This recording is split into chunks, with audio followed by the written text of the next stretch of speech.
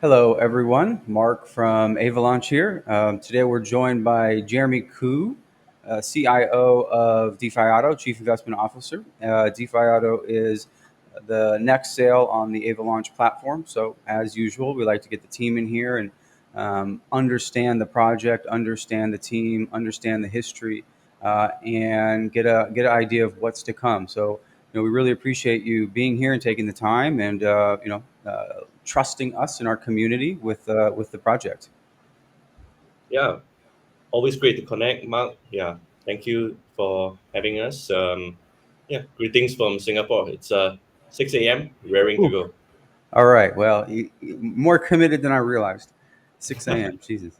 Um, okay, cool. Well, let's just get right into it. I mean, typically where we like to start, at least with these interviews, and really generally with everything that we do that comes through Avalaunch, we like to understand the team and the people behind it, and how they got here and why they're building this thing. Because I think that context, that history matters a lot because it suggests many things about the future potential of the project and helps the community understand who you guys are and what you're doing. So let's just kind of start building out a picture of the core team, yourself and the CEO and COO, and who you guys are and what got you here. Sure, sure. Let's go down the rabbit hole, shall we? Yeah, let's do it. so yeah, I think just a brief introduction for myself. I was a three-time entrepreneur. I got lucky in the sense I had three successful exits. Um, and mainly in the product space, marketing space, retail. And in 2016, I went down this crypto journey, right? People who knew me would know naturally, I had that curiosity, I had that, maybe arguably the rebelliousness in me, to want to adopt such a technology. All right. And the rest is history. I went down into building infrastructure projects. Some of it were too early. Things like crypto and e-commerce. This was back then in 2017, which probably wouldn't have taken off on hindsight. Now it's a different matter, right? Yeah. Um, and then I went into education heavily because I saw that there was a gap. Fast forward to today, I am currently also the fund manager of a investment fund called CRC Capital, which invests primarily into blockchain-based projects. I'm also an educator in NTU, Nanyang Technological University, which is one of the top engineering universities in the world, really. Yeah, and in 2017, when I was down that crypto journey, that at the very beginning, I met a guy called Dr. William, who was involved in already at that time notable crypto projects, and already he was telling me things like, from an infrastructure level play, the idea of onboarding mainstream is crucial and absolutely critical to the mission. Um, I didn't get involved immediately, but we always kept in touch over the next 4 years that were to happen. And what was impressive about him was even during the extended bear market, he was always building. Yeah. So he built like Beowulf blockchain, which is a enterprise blockchain in Vietnam with Hmm. 2 million users. So very well adopted. And I think it was in late 20, no, mid of 2020, he came to me and he said he had this idea of DeFiato, right? That could actually bring on mainstream. And I said, say no more, I'm in, Um, and and I was really plugged into decentralized finance, right?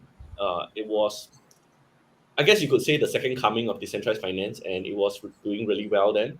And I said, you have to absolutely build something like that. And I guess that brings us to today. We got into this, and we got into it hard, and started to flesh out the makings of DeFiato, and obviously I came on board to then help build up the partnerships, and here we are today, yeah, Hmm. with Avalanche. Hmm. Very cool.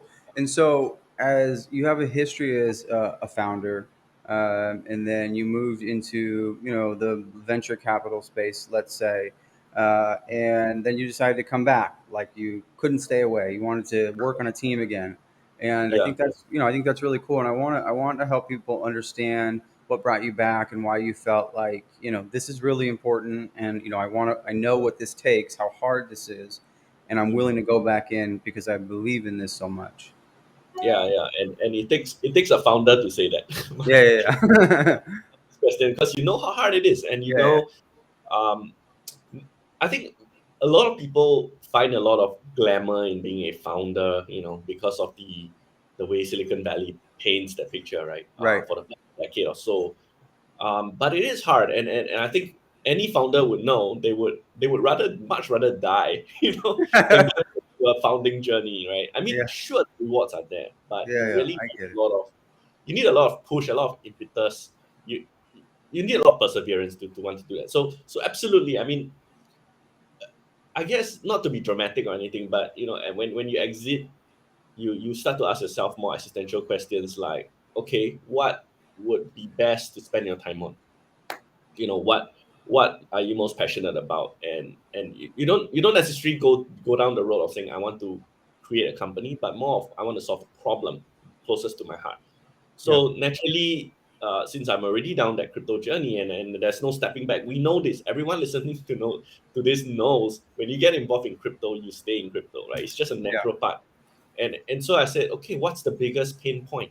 You know, education, sure, but beyond that, you know, once you get educated, how do I onboard you safely, right? Using some level of infrastructure play that can, you know, push this entire industry forward. And I guess so many great entrepreneurs, great creators are already onto it, right? You talk about decentralized finance, even NFTs, which you know, from my fund perspective, we invest heavily on. It came down to how do we onboard mainstream into DeFi, Hmm. right? And naturally, that completely took me back in, and you know, and I was like, and the moment I got back in, I was all in, right? And Yeah. next thing I knew, I was in DeFiato pushing this forward. Everything was just pulling me in. There weren't like crazy 5 to 10 year plans to say this is what I want in my life. It was Right. more of this is what I think I could help solve right now. So I'm in. Yeah. Hmm. Mhm. Cool. Yeah. Very cool. So then, what is DeFiato? What is it at the highest level, and what are these problems that you're talking about that it solves that were so attractive to you to be solved? Yeah. So I think the key thing is when we looked at mainstream, and I'm going to just spin you a story. I mean, I know in all our AMAs we have already tackled the description of DeFiato, Yeah. and you know, essentially it's a centralized DeFi, right? Yeah. But then it comes down to why Right. centralized DeFi, obviously. So let me tell you, if you had a friend who says, look, Mark, I want to get into Bitcoin, I want to get into crypto, we all know that brand, right? That you can point them to responsibly, right? In a global format, possibly Coinbase. You know, in local different countries where Coinbase may not have that reach, there will be a local exchange or fiat on ramp or something of that sort. But if someone comes to you and say, I heard about DeFi, maybe even I heard about these NFTs. How do I get into it? I can assure you, you would spend the next 1 week or 2 weeks piggybacking them, right? Educating them on the safety of Web3 wallets, you know, various things like that. It's just not easy to recommend because you can't responsibly say, go to MetaMask, download, and here we go. No, your friend's going to get hacked, right? Your friend's Yeah. going to get compromised, and he's going to hate you, right, for the rest of your life. Yeah. So we thought about this problem set, and we say, how could it be so hard, right? And that's where we got down to, because we are all crypto natives ourselves, we are all like totally down this DeFi rabbit hole as we speak. So so naturally we said the best way to solve this right now, even if it may not be something very crypto native to talk about, is the centralized portion of DeFi that must be done as a good bridge to onboard these people first. Hmm. Then, then once they're in, then the onus is on us to, you know, educate, to create a safe environment, right? A custody of their funds, in order to interact with these DeFi services. And look further down the line, if they are totally in it and they already know the various processes, should they go on then to, you know, do it themselves? Of course, why not? You know, and in some sense they have graduated, if you can Yeah. use that word, from understanding this and move along. So Yeah. we will be a great interface between mainstream and what they're used to in terms of UI UX, as well as DeFi services, which is, if we are being honest, really really much too hard for these people, the next Yeah. $1 trillion, right, Yeah. to be on board. Yeah. Yeah, and I think there's like some people out there that would kind of, let's say, like tense up, right, at the idea of centralized meeting decentralized. We're gonna talk about this some later, but I Mhm. do think they can actually help each other.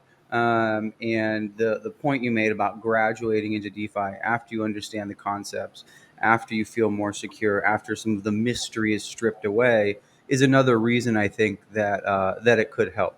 You can honestly look at the DeFiato UI and that platform as an education tool in some ways, Yes. in addition to an on ramp for more mainstream to be adopted into DeFi. I think it's very cool. And you mentioned Coinbase, and I think it's just a useful reference point.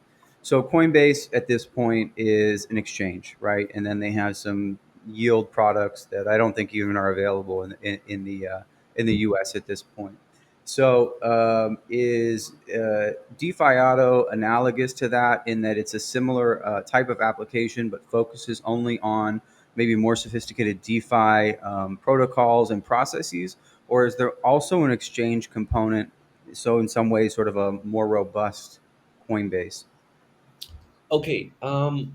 We do not see Coinbase or exchanges of that nature. I mean, the keyword here is exchange, Right. um, as necessarily our competitors. As you just mentioned, the yield products are very clearly different. So, for example, a yield product on a centralized exchange like Coinbase, you will probably see double digits type Right. of APYs. Not I'm not to say that this is necessarily a selling point, but you know, it's clear because of that where the focus is on. Hmm. For DeFiato, the focus is on hundreds, if not thousands, of different DeFi services out there Hmm. directly from a user standpoint. So the user gets to choose and interact with the DeFi services of their choosing, which is very different from custodizing funds and then generating a yield. The second thing, which I think is perhaps more important, is that DeFiato, it's not an exchange, right? It's not an exchange at all, meaning that it doesn't have its own order book. There isn't OTC. There isn't deal book matching between buy and sells. We don't do that. Now, why am I saying this as though it's important? Because it absolutely is. Um, the fact that we don't do that allows us to operate within a tight band of compliance, because we're not an exchange. We don't need an exchange or dealer or broker license rather, and we are able to comply because the only function that we operate at its core is custody, right? Custodizing user funds, which is Hmm. regulations which are were easy to, well, I won't say easy, but straightforward to Right. apply and get to, and the rest is really just users interacting with DeFi services with DeFiato as a intermediary. Hmm. So this allows us to operate and scale to a very different product, catering to a very different audience, and that's how we are carving out our niche play. And in fact, when we look at DeFi services out there, because the next natural question is then, what of DeFi services are they competitors, right? And for us, we complement them. Anything that the DeFi world could dream up, we can integrate as partners, right? Right.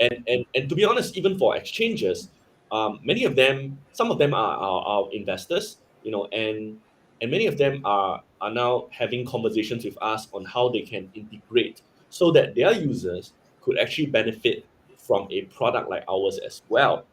So we find ourselves as a very strong aggregator of DeFi services, but at the same time, we are able to plug into the exchange, uh, plug into the world of the crypto centralized exchanges, and thus, you know, unintentionally, I would say, forming a good bridge even between the gatekeepers, right, of the crypto space, the exchanges with their billions of volumes traded every day, as Hmm. well as these DeFi services which they may not necessarily be able to tap into.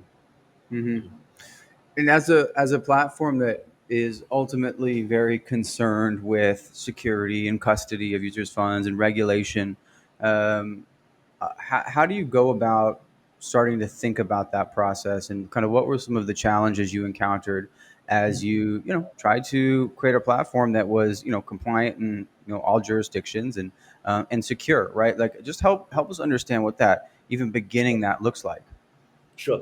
So I think there are two layers. No, I mean there are many layers to this question, but I think of note, uh, it's really two questions, right? The Yeah. first one is safety, and the second one has to do with regulations, which is Right. perfectly valid and something that always comes to mind. So I think the one of the greatest challenges, um, and I won't say challenges as in it's something that we found difficult, but rather it was a problem we knew we had to solve as a team from day one, and that is that as we build up the technical framework, we needed to make sure that we're not loosely doing this, right? I mean, certainly we wouldn't have done that, but we need to make sure that as a team, we built everything from scratch. That we didn't adopt any existing solution out there which may have already come with its own vulnerabilities. Yeah. So we needed a secure A-star team, and that's where Dr. Williams' background came in heavily because he has that experience, over the past couple of years already. And in crypto space, 1 year, 5 years is an eternity, right? If you know what I mean. So he has that experience, and so building the team from scratch, building the technology from scratch was advantageous because then you have a lot of flexibility and you are able to secure the network well. So when we built that, we needed to build ahead of time as well and understood how DeFi was going right in its general direction, so that we can plug in uh, into DeFi services safely. And so understanding the different processes, how intricate, and look, DeFi, even though we like to use this word to define the industry, Right. literally, it's all different. Every single component, every single service is different. So we needed to cater for that, yet custodize user funds safely. So we're thinking through many different things now forward, that will help to assure users funds better. So for example, the concept of financial technology insurance that exists, and we are actually in process of applying for one that will help to insure the entire product. And you can only do that because you have strong technical frameworks. You can't just go to an insurer and say insure this. They need to do audits and understand your frameworks. Right. Um, the other thing is, even on frameworks, there are many systems, the actual frameworks that may be able to insure our product. So again, we are working on that. And then there exists on-chain insurers like products like Nexus Mutual, which would insure the DeFi component.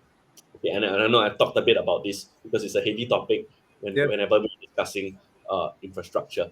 Yeah. Should we have further questions down the line, we could revisit this. But I wanted to go on about regulations as well. Yeah. Please. So, so, DeFiato is a KYC product, and understand that this is why we have to do this, right? As centralized DeFi, it makes a lot of sense that we comply, obviously, right? And as a team, we are not anonymous. All of us are available. Yeah. We even talk to customers directly if we have to, a lot of time. Um, and so we have to comply.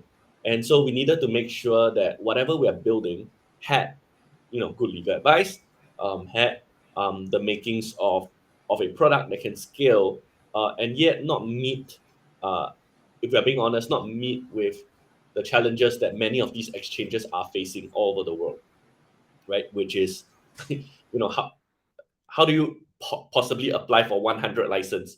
You can't scale that way, and you would just end up paying huge legal fees just to scale a product that may not make sense from a business standpoint. So when we did this, we operated, as I said earlier, in a tight band of compliance of just solely custody, and everything else really is acting as intermediaries for the user, right? So we will absolutely stay clear from being an exchange. We do not provide any form of order book matching or any form of off or on chain type of swaps. Whatever you see is a interface with swaps. So, for example, on Avalanche, we are using Trader Joe as the DeFi service, and we are simply allowing our users to plug in with that service, and they have to choose to do that. We don't do that on their behalf per se, because we're not a fund manager, right? Which requires a very different license. Yeah. So we comply, and in jurisdictions that require custody licenses, either we apply or we, take a step back, and we might prevent users from interacting with that particular jurisdiction until we sort out that legal flow, right? So this is certainly something that we took on from DeFiato from a very early stage. Hmm. Yep. Yeah. One of the things I think that's actually most interesting and compelling about DeFiato is, this obviously very, very, very strong foundation that just kind of like lives in the background, and then you have this really, really interesting product that does yield farming and all of these things, sure. But I think the most interesting component of this is that it doesn't just work on Avalanche, right? It doesn't just farm tokens on Avalanche. There's a very, very complex set of underlying code and contracts that allow people to Yeah. be on one chain and farm on another, right? And this is something we haven't really seen before. And I think it becomes obvious once you start to play with the application and all these things, sure. But like I want to explore the features of DeFiato that are kind of like, wow, this is different. Absolutely, absolutely. So, what you're describing, Mark, is really one of our USPs. Yeah. So earlier, I brought you into this DeFi world by showing you, what it means from a narrative of a high level, right? Of how mainstream users would onboard, and that's our key proposition. So we are very focused on mainstream. And now, what you're describing is the USP, which allows for that. And interestingly, this USP caters for crypto natives, even people like myself, like you as well. And that is cross chain. So Deviato allows very seamless, easy to use cross chain solution where you could deposit Avalanche assets today and immediately swap on Binance Smart Chain Right. immediately, with the same asset. Um, and what's interesting is that you would be able to see from a front end how those things happen on chain, because as I said, we don't do an exchange service per se, right? That's not what our business model is. We don't do anything order book matching. So how does that happen then? That really is the foundation of how we have built it, right? Hmm. With very deep liquidity pools, and we reconcile what happens on the back end without going too much into that detail. The how best to see this entire flow is, we have already purposefully built a system that allows you to deposit not just EVM assets but even non-EVM assets. So you could deposit Solana assets today, you could farm on Trader Joe, you could do swaps on Polygon with the same USDC or USDT deposited, right? And a lot of people talk about this like it's the future, but it's already here, Yeah. and we are already doing this.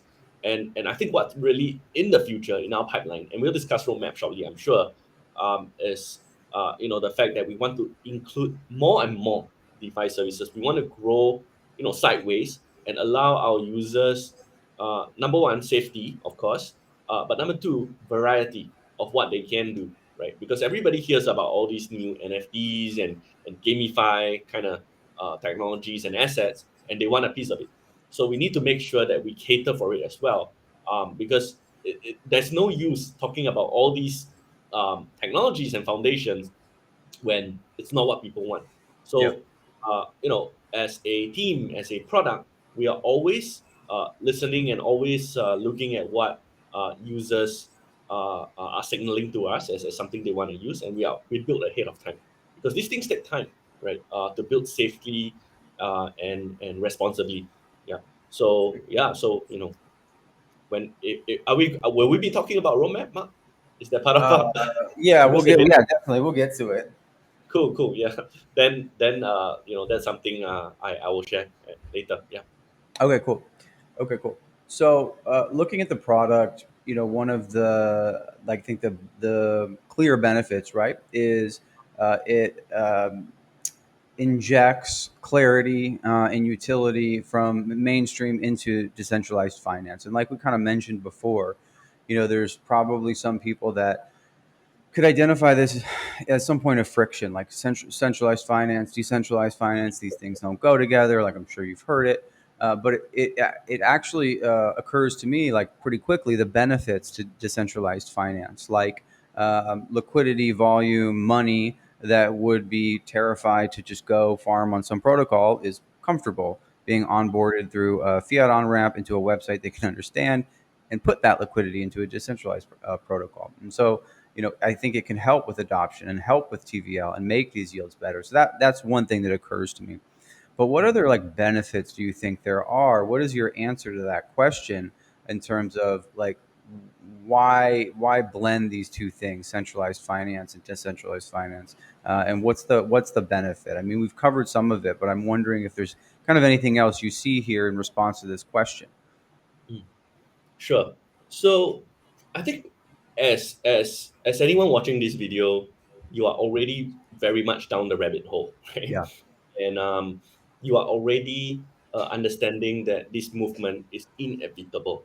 If you don't think so, then I suggest you do more research because you already know. That's why you're here, and we are so far down. Taking part in IDOs and all these various things, yeah, swapping, yield farming, as you said, collateralization, lending, borrowing. So we're already very far down, and we know it's inevitable. So as DeFiato, there are only two things we can do. We can be part of the movement pushing this inevitability, right? Possibly bringing some of these earlier.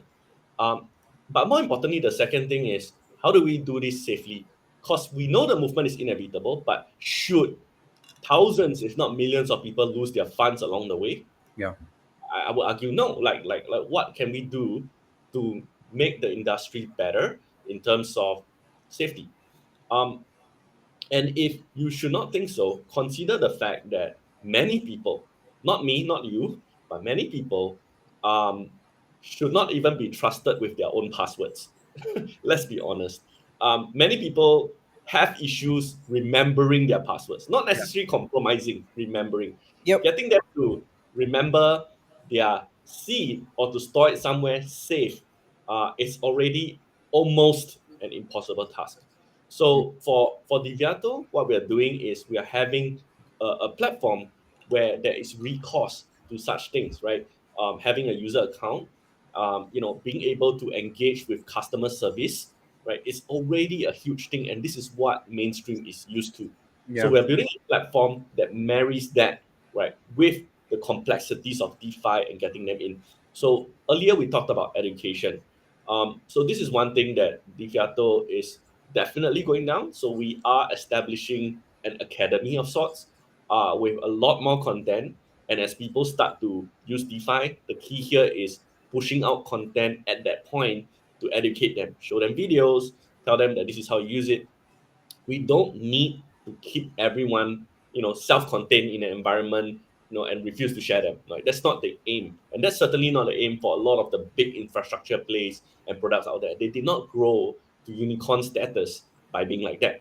Rather, what they did is that they ensured whoever came in understood what the blockchain, DeFi world is at large, and made sure they educate them.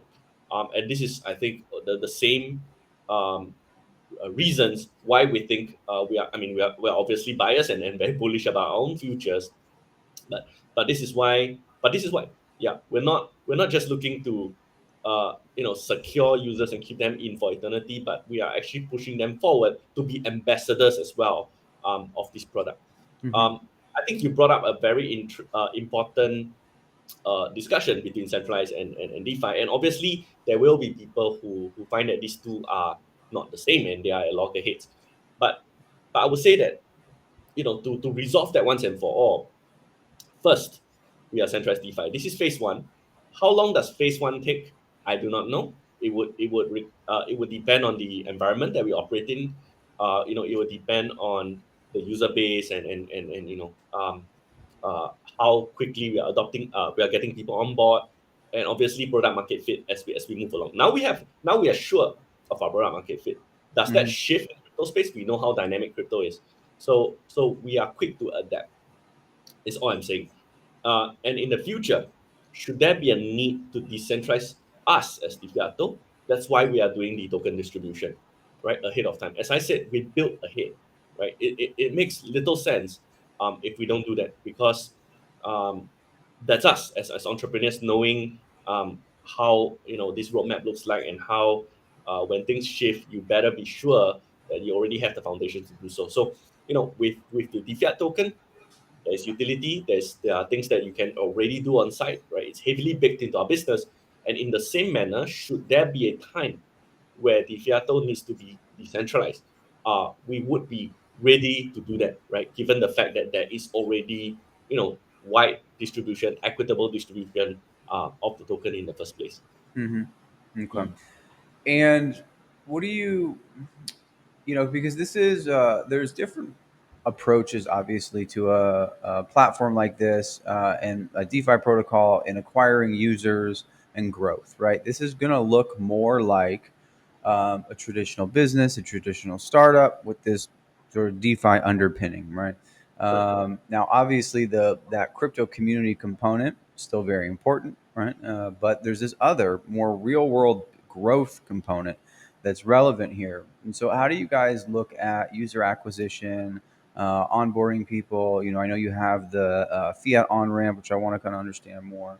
But there's, the project has tremendous ambition.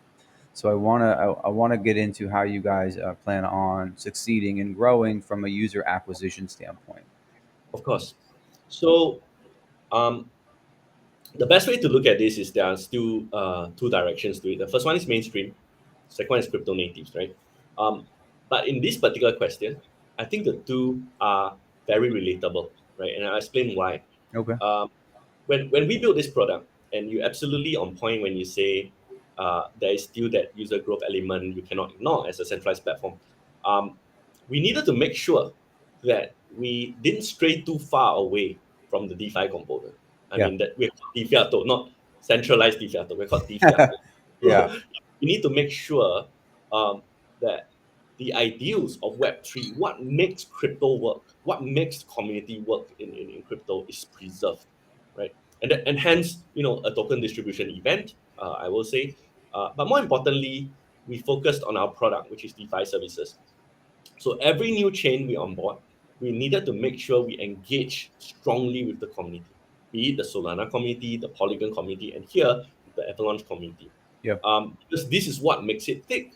Crypto is about community, it's about the people, right? Technology, yes, cool stuff, but at the end of the day, people do not just rally around cool stuff. They rally around an ideal, an idea, even. And this is definitely our focus. So every single chain, every chain has multiple DeFi services, like hundreds. So the onus is on us to make sure we tap into each community to educate them. AMAs like this needs to scale up better. I've been telling the team, like, yes, I'm doing AMAs because of phase one, because of the token distribution event. As we move along, we need to do hundreds, per week, with different people from the team, different educators. We need to get more speakers, even within DeFiato, to do this education. And we're going to do it. We're absolutely going to do it because um, when you look at Web3, it's about decentralizing even community outreach, right? Hence token, hence the idea of community ambassador, stuff like that, which doesn't exist as strongly in Web2 or pre-Web3, if you want to call it that. So we use that to our advantage to grow the platform. Now, why did I say that marries together with mainstream very nicely? Because as I already mentioned at the beginning, we wanted to be that household brand that you could actually refer your friends to, and all of us, no matter how deep we are in crypto, have that friend who is like, "Hey, Mark, I heard about DeFi. How do I get in? Yeah. I heard about Avalaunch and the IDO. How do I get in?" And you need to make sure that they know how to set up their wallets and all that. And it's not so easy, is it? And when you scale up to 100 friends who ask you that, how do you even do it? And I think a lot of us would be keeping this you know, crypto narrative and the fact that we're involved in crypto very silent to ourselves, not because we are selfish, but because we just don't want that burden of being able to Yeah. of having to educate them from ground zero up. And Right. how many times do you educate a friend before it turns out into a debate, Yep. right? On crypto. So we want to be that brand that will educate and onboard beyond education, onboarding them into that journey. Yeah. Uh-huh. Yeah. Very cool. Yeah, that makes sense. And what about the DeFi token itself? Tell Yes. us about the token and how you guys plan to drive value into the token. And is there any ways that you can see the token maybe evolving over time? Maybe Yes. not. I just want to kind of understand its place in the platform. Yes, sure. So the DeFi token has very significant utility for our product. Why? Because we're not a white paper project. We're out there. We have a live product for several months now. Now, months, it sounds like a short time, but as we say in crypto, it's an eternity. You multiply that by 10, right? And the other thing is, even in these months, we have had significant traction. So we have now about 10,000 plus active users, and I would say in the past month or so, a lot of user signups actually did come in. So we have to relook those numbers. They certainly have jumped, um, and really when you look at this, there is existing business, and with existing business, there is existing revenue. So we are post revenue. We're not pre revenue generating, right? So why am I telling you all this? Because the DeFi token is organically built into the business to directly reflect what's happening here. So, example, the DeFi token will be used heavily for discounting on the fees, and users of the platform will get 50%, maybe more. We'll look at the numbers, but at the baseline, it will be a 50% discount on fees. And if you're already an existing user of DeFiato and already at 10,000, right? It makes a lot of sense to use DeFiato. It does, right? Because why wouldn't you want to have a discount? It makes sense. Yeah. So what I'm saying here is that organically there is demand, right, for the DeFi token built uh, into the platform already, and we can project, right. I probably wouldn't be able to show you the exact mechanics and books because that's more information proprietary and confidential to us. But when we constructed the tokenomics distribution event, it was all heavily featured within the way we project our business Mm-hmm. from a more conservative standpoint, Yeah. and how it's used. Right. So back to the utility, you will be able to use it for all these functions. But remember this: DeFiato is not just bounded to swaps and yield farms. There are so many other cool stuff that DeFi brings, and increasingly we will be showing you and showing the community glimpse of what this looks like, right? But Yeah. if you look at just for example, the Aave ecosystem, and we're studying that really closely. There's all these cool stuff, collateralizing, borrowing, and all this. The fiat token, should we onboard such DeFi services, would be consequently used as collateral, right? For such things, because we can do that. As I said, because we're centralized DeFi marrying with DeFi services, there's a lot more things and customization that we can do, right? Yeah. That some of these DeFi services cannot. Um, Now, you asked this question: how would it evolve over time? So, as I mentioned earlier, the next natural question that will be asked is, how do you DeFi DeFiato? How do you decentralize us as a business, as a platform? And I do agree. And again, we are the ones asking ourselves these questions first. And with the DeFi token, it would of course understandably feature heavily in the decentralized component. Whether it's how does that look like? Are we going to be a DAO? Maybe, right? That will be giving up. If I were to go into detail, that will be giving up too much information ahead of time. But essentially, that will help in some form of on-chain governance of sort to push us forward, right? Mm-hmm. Mm-hmm. Now, these may sound like maybe very ambitious ideas, but I assure you it's not. We are already looking at all these components because I said this many times during this video, that we always build right ahead of time. Yeah. Yeah. Yeah. In terms of integrating new protocols, new types of DeFi, I mean, you've launched and you have this existing set. And how ambitious are you guys going to be? I mean, obviously you have to observe and study and do things thoughtfully. But what does like success look like there for you guys in terms of onboarding new kinds of DeFi concepts into DeFiato? So I think success here for us comes back to our mission, right, which is to be that interface between mainstream and uh, DeFi services. Hmm. And at the same time, while we have done this business for a while, we have kind of adapted to the fact that crypto natives as well see a lot of benefit in using our platform, Hmm. because bridges, I think you would agree with me, are extremely dangerous things to interact with, right? Yeah. DeFi bridges between chains, not because there is any ill intentions, but more the fact that technologies just haven't quite caught up sometimes. So user experience has been lacking with a lot of these bridges. um, and DeFiato right now, at least in the current space, does look very appealing to a lot of these crypto natives who are using our product. So I think in the short term, at least, success looks like this when we can actually readily onboard users, quickly, and being a good product people actually need, right? A product market fit, as we spoke about. But long-term success is comes back down to us, fulfilling the mandate, right, of being that brand, that household brand. Yeah. um, it will be difficult to necessarily gauge what success look like, because as entrepreneurs we understand that's a moving target sometimes. Uh-huh. First you grow up to if you're just talking numbers, you get to 100 million valuation, and then you're thinking success looks like 1 billion, and then you get to 1 billion, you're like success looks like 10 billion. It just Yeah. moves on.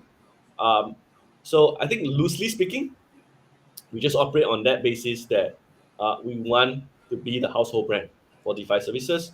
When your friends talk about DeFi, naturally the brand that comes to mind is, oh yeah, go to DeFiato, they'll take care of the rest. Hmm. If we reach that level of market penetration, that would be success to me. Yeah, from a Hmm. brand or platform perspective. Yeah. Yeah, that makes total sense. I want to talk about the some of the technology decisions as they relate to various ecosystems. Right, it's a cross chain technology, and but obviously there is an emphasis on some ecosystems and not others. And I want to understand how you guys arrived here. So let's start, with Avalanche because that's relevant to this Because conversation. But I do want to kind of like tease some of these other things so we can get like a better picture of your guys' perspective as a company. yeah, So from where you sit, where is the benefit in Avalanche and all of this, and kind of what's been your experience as you've explored it and integrated around your expectations that you had or maybe didn't have. of course. The strange thing, Mark, is that this is not an easy question because it's so No, obvious. no, it's not. I mean, It's so obvious. Because I think the same thing can be asked, why not Avalanche, right? Because obviously, but I think if you really want to go down to it, the same reasons that the community, or maybe even the team of Avalanche would sell the product, are the same reasons we gravitated towards it, right? yeah, So the first thing is, uh, Avalanche has been already in the circuit for a while, right? It's not a new blockchain by any measure. It's been a while, and DeFi services have established themselves firmly and strongly in Avalanche for a while now. yeah, um, and that's something to be said, because uh, with enough track record and credibility and history, a lot more TVLs are established, the user base grows, and consequently, products like DeFi products only work because there's a lot of liquidity and a lot of volumes, so on and so forth. And so we needed to ensure that product market fit is there. So when we select chains and we select DeFi services, we need to make sure there is TVL and there are users. So obviously Avalanche. The second thing is we needed to make sure that there is a lot of safety in the chain and product. And again, Avalanche has been, peer appraised, has undergone a lot of extensive audits, at least from DeFi services perspective. Community is strong in terms of their technical know-how, right? And they have been helpful whenever we need to approach, right? Even with the Avalaunch team, when we need to approach, there's always people we can find, right? We don't want to necessarily onboard on a chain where you can't find anyone should you encounter issues, right? Yeah. And that's a surprisingly that exists. Yeah. Oh, yeah. No, I I absolutely. I won't tell say people which that chain, all the but time. it exists. Yeah, it Yeah. exists. So we needed to make sure there's accountability. I guess that's what I'm trying to say. From that perspective. So with product market fit, with accountability, and the fact that we can go to people to help, factor very high in the choice of what we need. And I mean, if we are being straightforward, just these two alone is enough, right? Because then the rest is really slightly higher, slightly lower level detail, right? On the specifics of why this DeFi service, why not, on the specifics of running nodes and technical understanding, which are, I would say, easy to overcome should there be Yeah. issues. Yeah. Yeah. So naturally Avalanche, and I guess for other chains, they go via that same selection mechanics of product market fit and accountability. So if you look at the chains that we've onboarded, they all fall under that bracket, right? The Yeah. likes, the likes of, for example, Polygon, Solana, that we've onboarded, BSC, that we've onboarded. It's relatively similar. Not to say one is better than another. It's just similar. Yeah. And I think with all these chains, they also share a commonality, which gives you a glimpse into what we want to do, which is that there are low fees, right? Hmm. Because with DeFiato, one of the key product is the fact that it's simple. Literally, we call it one click to farm, right? Where a mainstream user comes in, whether by a fiat or by a crypto deposit, is able to, with one button, literally one button, farm, a product on Trader Joe, right? And then subsequently have the product push into auto farm, which compounds, right? Yeah. The returns. And just with one click, that entire process works. Yeah. So we had to select chains in that process, because that process could be 16 transactions, right? Yeah. And we need to make sure that gas is kept low and the process is fast. Because Right. if gas is high and the process takes long, mainstream is going to drop out. Can you imagine if they need to queue up and press one click, and it takes a half an hour for that process to work, and it costs you, I don't know, $500 in gas? Yeah. It's going to work. That's not going to work. So Right. so we so Avalanche, again, obviously, because we all know, right, being Avalanche natives, we know that that process is fast, lightning quick, right? 20 seconds, we're done with those steps that I just mentioned. And gas is what, a dollar, $2 Yep. max. So that complements everything we're selling in a product. Hmm. Yeah. So you're looking for obviously TVL, cost, community, and ultimately, uh, a way to continue to grow and build through the organization that kind of, at Yes. this point at least, is responsible for a lot of the technology. And that's just the nature of this stuff at this point, regardless of what you think about it. And I actually like a lot, not just because it gives the platform more utility, the cross chain component of this. It's interesting and maybe a little ironic that, like, as Avalanche, we are not terribly big maximalists, right? Like, we kind of trust that people will explore and make their own decisions and figure out what's right for them, and what was right for us as Avalanche. But you have a desire to, not just because it's good for the protocol, good for the application and the business, but to explore and expose yourself to other ecosystems. And we're Yes. into that, right? Because this thing stands up on Terra or whatever, and you have a user now that's looking at Avalanche maybe for the first time, right? And like that's good for us, it's good for Terra, and we kind of trust the right things to happen over time. And our Absolutely. we as the biggest Avalanche proponents you could ever encounter, right? We've planted our whole career here, our every hour of every day here. We're still not like Avalanche or the highway because we just trust that things will kind of sort themselves out over time or not. It just doesn't matter too much to us. And I think it's a very sort of just prudent way to go about building this. And what's been the kind of technically most challenging thing about integrating with all these chains and these cross chain swaps? Just sort of abstracting it all into the background. You kind of had to pick one thing. What's been the most difficult about that? Okay. So the most difficult thing would probably be from a technical framework perspective. If I had to pick one thing, Yeah, um, you pick one, but but yeah, well, yeah, but I would say that's why we threw our entire weight from the very beginning behind the technical team, making sure that we had the best people.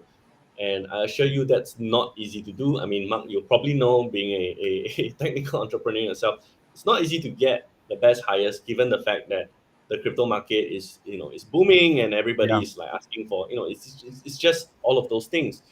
Um, but we did it. We did it. We have a very good technical team, and to solve these challenges, I would say the specific would be, just because you brought it up, that in terms of cross chain, every chain, EVM or not, is slightly different. yeah, Slightly different. They're not perfect clones, because right, that's not how it works in crypto space. If it's a clone, it's probably not going to work. In that way, everyone has a different selling point, and right, with that selling point comes a different form of integration that we need to make. yeah, So needed to overcome that. And while that may not sound difficult as it is, understand that we have built this platform with safety in mind, yeah, right? None of this works if it's not safe. As centralized DeFi, we should not be too experimental with what we are trying to offer, right? We should not be. DeFi has that leeway to play, sure, but we are centralized, meaning that custody of users' funds are of paramount importance, right? And a lot of DeFi spaces, let's be honest, if anything happens, they're just like, oops, you know, I'm sorry, this is the apology. It's not going to work with centralized DeFi the same way. We have to right, make sure every single thing is checked off. And I mentioned that insurance is a big thing for us. So undoubtedly, the framework needs to make total sense. No risks should be taken um, in designing it. So, in to be foolproof with no risks, right, in how we build the platform, that is a challenge. yeah, That is a challenge. But I'm happy to say we have overcome that challenge and will continue to do so. Um, and that's also one of the reasons why we don't have 20 chains, with 1,000 DeFi service, right? yeah, We are building, I would say, not slowly but responsibly, right, in our process. And once we get something, we scale it up quickly, right, and push forward. And I think you would be starting to see that turn already, where we onboard slightly more chains yeah. and bring in a lot more services as well. Mhm. Yeah. Yeah. Yeah, I like that answer a lot. It's kind of funny because it's like, what's the most technically challenging thing here? It's like, I don't know, finding a team that can actually accommodate these technical challenges, and it's true. Definitely. It's It's true. Yeah. really it's really hard. So, what does that team look like? Obviously, there's the core team. I want to understand, across the core team, the customer support team, the marketing team, the development team, the operations people. How big is the DeFi team? How many people are supporting this effort? Okay, so we have about 20 plus development team right now as we Yeah. speak. And we are scaling up rapidly. So anyone hearing this video, if you can touch base with us, like, not to steal anyone from you, Mark, Well, but no, I like it. I like it. Reach if you're out. talented, you want to build cross-chain solutions, centralized DeFi, if you resonate with our vision, keep in touch. Email us. You can easily find our contacts on our website, DeFiato.com. But essentially, we have that right now, and we are building on it as we speak. It's an international team, and in terms of total team size, we have about 30 plus. So, slightly around 10 in terms of business, commercial development, investment, stuff like that. Mhm. And this has grown quite a bit over the past couple of months because Yeah, of it's big. the stage we're in.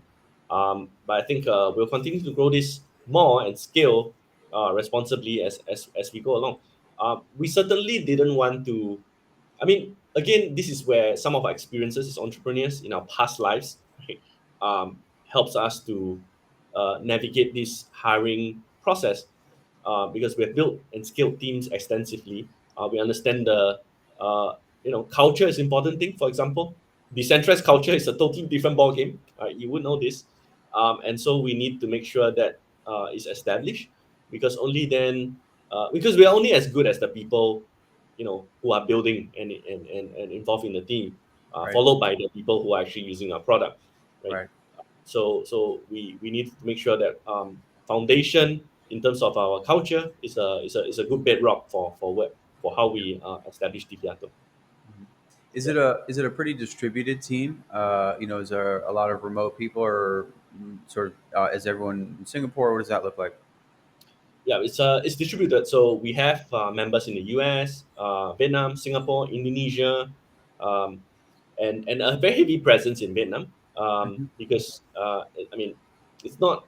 I wouldn't say it's totally intentional. It's just the proximity of the founder with Dr. William, who is based in Vietnam, as well as US. He shuttles back and forth. Um, and Vietnam is not should not be underestimated, right? Vietnam is one of the if, no, it is the largest rather user base in terms Yeah. of DeFi services Yeah. worldwide. Period, by Absolutely. far, by Yeah. a mile. Yeah. And this is can easily be seen via widely used analytic tools, right? Yeah. Have already shown this. So I think we are in a good position, right, to reap the benefits of having proximity. But of course, we are not focused or centered necessarily on Vietnam. It just happened, and we're using that as a hub to push forward, right, and to grow from there. So I think on that note, Asia has a very big presence, and I mean we know this, but Mhm. I want to stress that in terms of DeFi services, Asia really has a big part of this pie, right? Mainly because I don't know, like they are naturally going to take up DeFi service or something, or maybe due to the heavy regulations,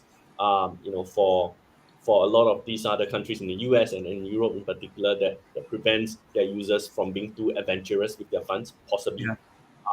that leaves a lot to speculate. But what is reality from data?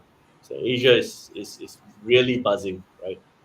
With users who are getting into this. So we are definitely uh, a lot of us are Asians, right? But we are building our international team as we speak as well. So no issues with that. And yeah, we are in a good time, good place, right position right now to explore this explosive growth. Right on. Yeah. Very cool. So my last question is one that I just like to ask in all of these. It does pertain to the roadmap, and so um, I want to get a picture of the kind of post sale roadmap, sort of the next like 3 to 6 months. What can the community expect from you guys, and then just thinking further out. And it's kind of designed to be a tough question. And so, no no promises, right? But if DeFiato is a success in 5 years, and you've achieved everything that you sort of in your mind have that you want to achieve, at least at this point, what does that success look like? Sure. So, for the first question, in terms of roadmap, post token distribution event, we will be obviously focused on more DeFi services that we bring in. Because understand Hmm. this, the DeFi token, in terms of value, we have discussed this earlier, comes with the fact that there is more activity, there's more TVLs, and there are more users on our platform, right? It's organically baked into the future of the platform, like how much is being adopted really. So to do that, we need to bring in more communities, right? We need to bring in more chains, more DeFi services, give people what they need. And at the same time, I already reviewed a bit of our future, which is in the NFT gamify space. It makes a lot of sense that apart from just DeFi, we can also allow users to swaps NFTs. And everybody talks about NFTs on Ethereum, which is cool. But then people forget that so many other chains do have the NFTs as well, and so we can actually open up that gateway such that you can own multiple NFTs cross chain. Wouldn't that be something? And that will allow us to tap into this um, product market fit and really fulfill such unmet demand. So we're going to do that over the next couple of months. In terms of numbers, we'll probably look at right now. I mean, as a team internally, we are setting some targets, which is that every quarter we will onboard at least 3 new blockchains. And I know 3 to some people may sound very little, but remember, it is a blockchain. Each Yep. blockchain has hundreds of services, so Yeah, that's a that huge doesn't number. that doesn't sound little to me. Because you're an expert, because you're an expert, Mark. But some Yeah, people may think, oh, only 3. 3 is a lot. yeah, 3 yeah, is a lot. So we'll keep onboarding, and this comes with hundreds of DeFi services, and that will just broaden up, right? And we see TVR exploding. It's just a natural process as we build and we bring in more communities, more chains. Consequently, that adds up, and we'll just keep doing that. I mean, from the DeFiat token, the questions we get most, obviously, is also listing, exchanges. Well, we have a team for that, that's focused on that and just building that out. I can't announce anything ahead of time, but, all those are all definitely in the works for the token. And you asked an important question, like in 5 years, maybe more, how does what is success? How does that look like?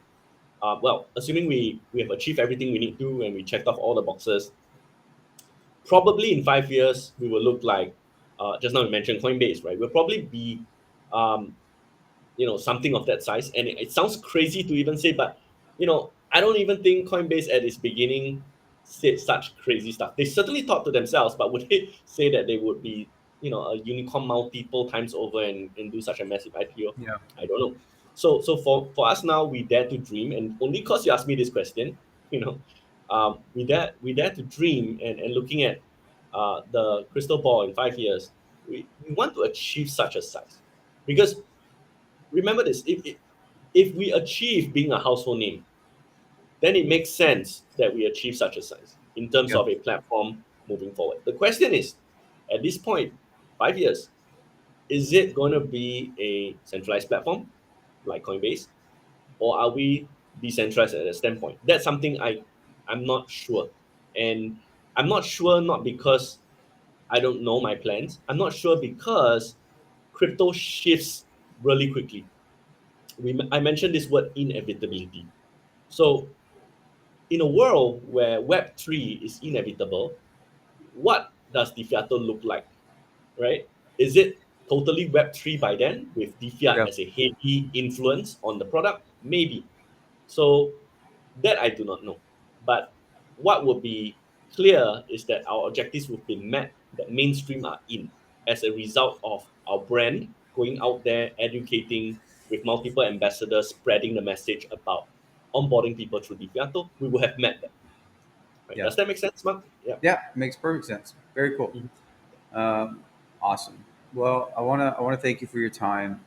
Jeremy, it's been really great working with you and your team, and you guys are absolute professionals, and we're really really excited to be able to support you through the TGE event and really forever and beyond. We're really looking forward to working with you guys far into the future. And yeah, we'll do this again. We'll do this again soon. Of course, anytime, Mark, anytime for you. And I think I want to reciprocate that. The Avalaunch team has been fantastic. Mark, yourself, Dave, and team, um, and likewise, working with so many different partners. You guys always stand out. As a team, we're always talking about you, and we always convey, and discuss our thoughts and ideas. And I would say that in our future, 5 years, 10 years, you guys will be very instrumental. I would say in that future, that I dare to outright say, and this is public. Um, yeah. So thank you for that. And thank you for always being supportive to us. Yeah. Well, I really appreciate that, man. All right, cool. Well, enjoy the rest of your day, and we will talk soon. We'll speak soon. Thank you. Bye, Jimmy. Bye bye.